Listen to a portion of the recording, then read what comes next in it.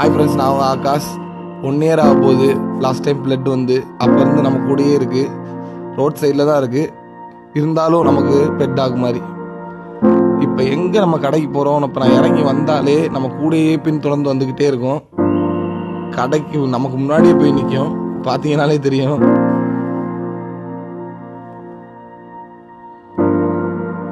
இது மட்டும் இல்லாமல் எப்படி ஓடி வந்துட்டுருக்கு.